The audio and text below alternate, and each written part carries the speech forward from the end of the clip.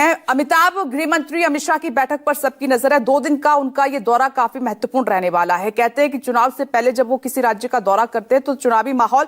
पूरी तरह से बदल जाता है, तो कोई ना कोई चुनावी रणनीति लेकर वो जरूर वहां पर पहुंच रहे होंगे।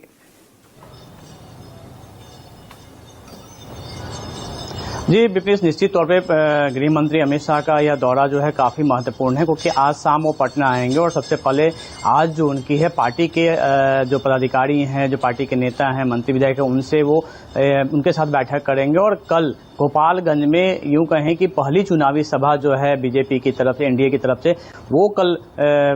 गोपालगंज में है, जिसमें कि अमित शाह मौजूद रहेंगे। और उसके बाद कल ही उनकी एनडीए की भी बैठक है और कहा जा रहा है कि यह बैठक मुख्यमंत्री के साथ होगी और उसमें तमाम जो एनडीए के नेता हैं, जो घटक दल हैं, चाहे चिराग पासवान हो, जीतन राम मांझी हो, उपेंद्र कुशवाहा हो, सभी लोग उस बैठक में मौजूद रहेंगे। तो एक बड़ी रणनीति यहाँ बनाने की तैयारी चल रही है और जिस तरीके से पिछले 2-2.5 महीने के दौरान एनडीए के दिसंबर से शुरू हुआ था, उनका हर जिला में एनडीए ने अपनी संयुक्त बैठक की थी, संयुक्त सभा की थी और उसके बाद अब उस सभा के बाद जो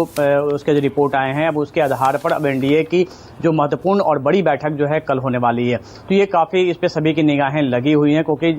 देखिए जिस तरीके से पिछले दिनों ये चर्चा चल रही थी कि नीतीश कुमार के चेहरे को लेकर चाहे वो चर्चा चले या फिर हाल के दिनों में जो नीतीश कुमार के द्वारा जो कुछ घटनाएं जो सामने आती हैं उसको लेकर चर्चा करती है, कयास लगाया जा रहा है कि बीजेपी काफी असहज स्थिति में। लेकिन इन तमाम मुद्दों पर कल की जो बैठक होनी है उसमें इस पे जरूर चर्चा की जाएगी और निश्चित तौर पे ये भी स्पष्ट हो जाएगा कि 2025 के चुनाव में बीजेपी का चेहरा कौन होगा, मुख्यमंत्री नीतीश कुमार के नाम पे सहमति बनती है या फिर कोई दूसरा चेहरा होगा। तो इन तमाम मुद्दों को लेकर कल की बैठक काफी महत्वपूर्ण है। हालांकि उससे पहले आज अमित शाह जब पटना पहुंचेंगे तो अपने पार्टी के तमाम नेताओं से वो इस बात को लेकर चर्चा भी करेंगे और वो भी इस दौरे के ठीक पहले जिस तरीके से चारा घोटाले का जो जीन है वो एक बार फिर से बाहर आया है, तो ये भी इस पे भी सारी निगाहें लगी रहेंगी। क्योंकि देखिए अगर इनकम टैक्स और चाहे ईडी बाकी जब चारा घोटाले में भी जो 950 करोड़ रुपए का जो घोटाला हुआ था, देखिए ये पूरा मामला कोर्ट का था। 1996 में जब सीबीआई को जांच ये सौंपी गई थी तो कोर्ट ने कहा था कि इन घोटालेबाजों से संपत्ति वसूलकर उसे सरकारी कोषागार उसमें जमा कराया जाएगा। ये कोर्ट का आदेश था, लेकिन उसके बावजूद 28 साल बीत गए,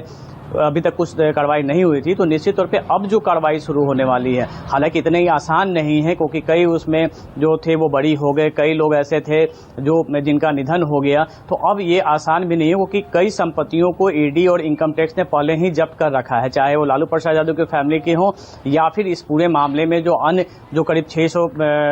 आरोपी थे उनके पूरे मामले की हो। तो कई संपत्तियां पहले से